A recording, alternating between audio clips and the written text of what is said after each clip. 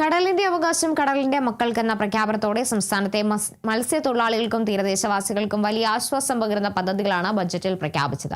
മത്സ്യബന്ധന മേഖലയ്ക്ക് അധികമായി 50 കോടി രൂപ അനുവദിച്ചു. മത്സ്യത്തൊഴിലാളികളുടെ അപകട ഇൻഷുറൻസ് തുക പരിഷ്കരിക്കും. ബോട്ടുകൾക്കുള്ള മണ്ണെണ്ണ സബ്സിഡി ലിറ്ററിന് 75 രൂപയായി ഉയർത്തി. വേഗത്തിലുള്ള രക്ഷാപ്രവർത്തനങ്ങൾക്കും റെസ്ക്യൂ ബോട്ടും സ്ത്രീകൾക്ക് മത്സ്യ കച്ചവടത്തിനായി ഷീ സ്കൂട്ടറും നൽകും.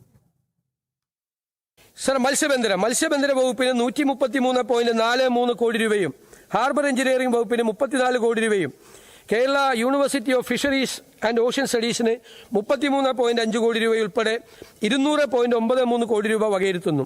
ഇതിനു പുറമെ മത്സ്യബന്ധന വകുപ്പിന്റെ വിവിധ പ്രവർത്തനങ്ങൾക്കായി 50 കോടി രൂപ അധികമായി വകയിരുത്തുന്നു. മത്സ്യത്തൊഴിലാളികൾക്ക് നൽകി വരുന്ന മണ്ണെണ്ണ സബ്സിഡി 75 രൂപയാക്കി വർദ്ധിപ്പിക്കുന്നു. കടലിന്റെ അവകാശം കടലിന്റെ മക്കൾക്ക് ഉറപ്പുവരുത്തുന്ന നടപടികൾ സ്വീകരിക്കും. പിന്നോക്കാവസ്ഥയിലുള്ള ഇവരെ ഉയർത്തിക്കൊണ്ടുവരാനുള്ള നടപടികൾ സ്വീകരിക്കും. മത്സ്യത്തൊഴിലാളികൾക്കായി പ്രത്യേക ഭവന പദ്ധതി നടപ്പാക്കും.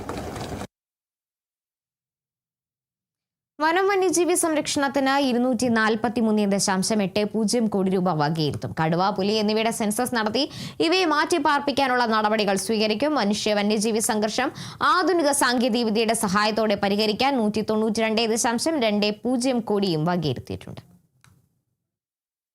വനം വന്യജീവി സംരക്ഷണ പ്രവർത്തനങ്ങൾക്കായി 243.80 കോടി രൂപ വകയിരുത്തുന്നു.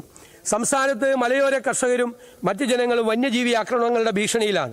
കേരളത്തിലെ കടുവ, പുലി എന്നിവയുടെ ശാസ്ത്രീയ സെൻസസ് നടത്തി അവയെ മാറ്റിപ്പാർപ്പിക്കുന്നതിനുള്ള നിയമവിധേയമായ നടപടി സ്വീകരിക്കും. മനുഷ്യ വന്യജീവി സംഘർഷം ലഘൂകരിക്കുന്നതിനായി ആധുനിക സാങ്കേതിക വിദ്യയുടെ സാധ്യതകൾ പ്രയോജനപ്പെടുത്തും. ഇതിനായി ആകെ 192.20 കോടി രൂപ വകയിരുത്തുന്നു. വന്യജീവി ശല്യം ഏറെ രൂക്ഷമായ പ്രദേശങ്ങളിൽ കൂടുതൽ RRT സംഘത്തെ വിന്യസിക്കും.